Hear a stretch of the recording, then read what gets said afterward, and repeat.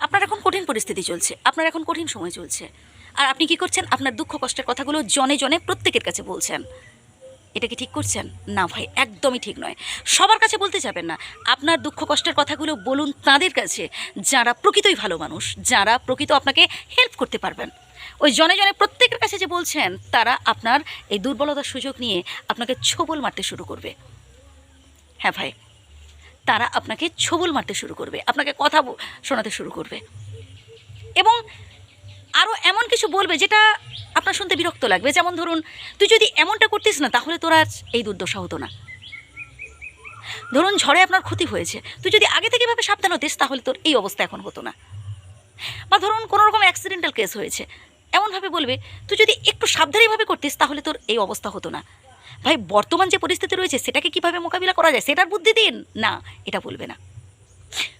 কারা এগিয়ে আসবে জানেন? যারা প্রকৃতই ভালো মানুষ, যারা শুভাকাঙ্ক্ষী, তারাই এগিয়ে আসবে, তারাই আপনাকে সাপোর্ট করার জন্য আপনার দিকে এগিয়ে আসবে, তারা আপনাকে হেল্প করার জন্য আপনার দিকে ছুটে আসবে। অর্থ দিয়ে না হোক, সুবুদ্ধি তো দিতে পারে, মনোবল তো বাড়াতে পারে।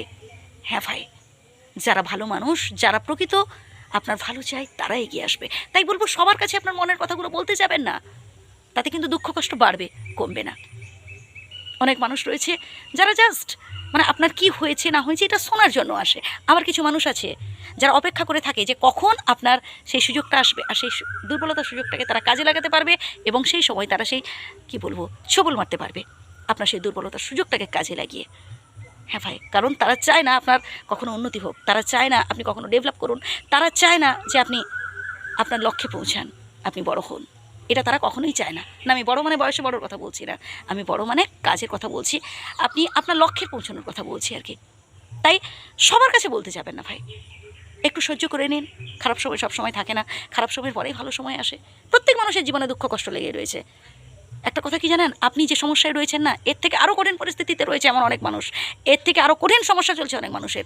সেটা ভেবে ভাবুন না, সেটা ভেবে খুশি থাকুন যে আপনি তো অন্তত একটু ভালোতে রয়েছেন। তাদের থেকে যারা আপনার থেকেও কঠিন সমস্যায় রয়েছে, তাদের থেকে যারা আপনার থেকেও কঠিন পরিস্থিতি রয়েছে, তাদের থেকে তো আপনি ভালোতে আছেন ভাই।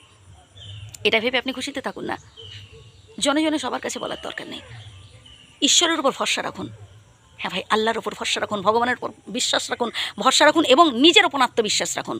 এটা ভাবুন যে খারাপ সময় গেলেই আমার ভালো সময় আসবে। একটু সহ্য করে নিই, একটু অপেক্ষা করি, একটু ধৈর্য ধরি, কঠিন পরিস্থিতিটাকে মোকাবিলা করার চেষ্টা করুন আপনি নিজেই।